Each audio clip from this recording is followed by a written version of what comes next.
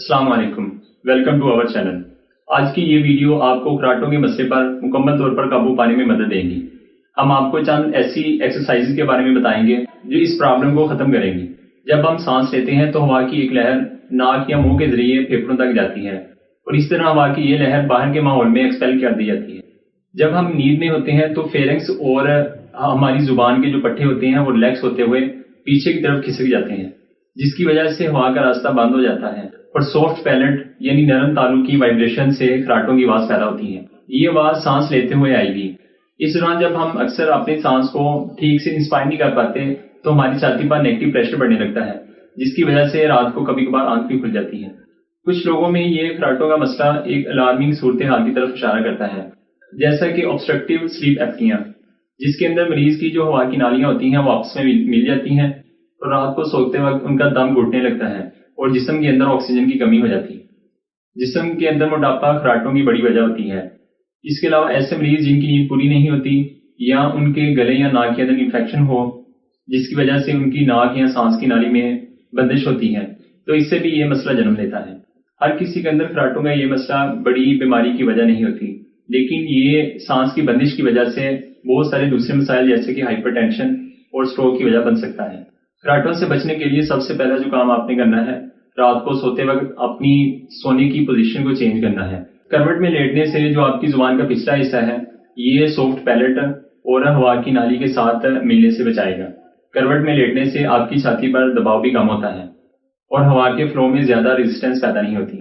ऐसे लोग जिनमें नाक की गदूदों की वजह से या गले की खराबी जैसे कि टॉन्सिलाइटिस की वजह से खराटों का मसला पैदा होता है वो रात को सोते वक्त नेजल डायलेटर का इस्तेमाल कर सकते हैं। खराटों को ठीक करने के लिए सबसे पहले जो आपने एक्टिविटी एक्सरसाइज करनी है वो अपनी दोनों उंगलियों को अपनी गालों पर रखते हुए गोल गोल घुमाएंगे।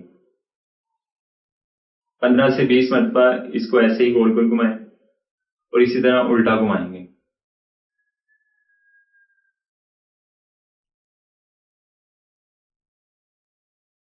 इस तरह करने से आपकी जो साइनसिस की इन्फ्लेमेशन और इसके अंदर जो रतूबतें जमा हो चुकी हैं उनको गुजरने का मौका मिलेगा और इस तरह सांस लेने में आसानी होगी। और इसके बाद अपनी जुबान को बाहर निकालते हुए नाक की तरफ लाने की कोशिश करनी है।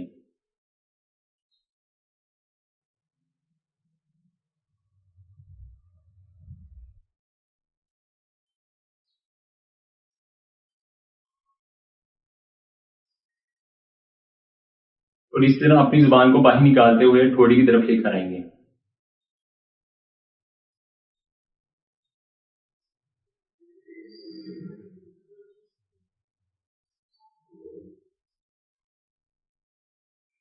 इसमें जो चौथी एक्सरसाइज करेंगे उसमें अपनी जुबान के पिछले हिस्से को आप नरम तालू के साथ लगाएंगे।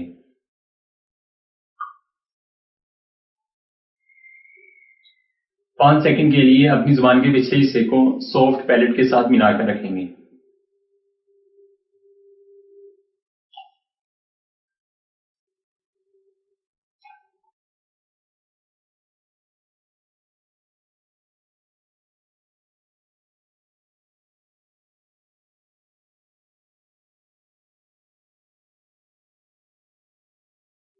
इन सभी एक्सरसाइज को आप 10 से 15 मरतबा दोहराएंगे और दिन में कम से कम 3 मरतबा करें।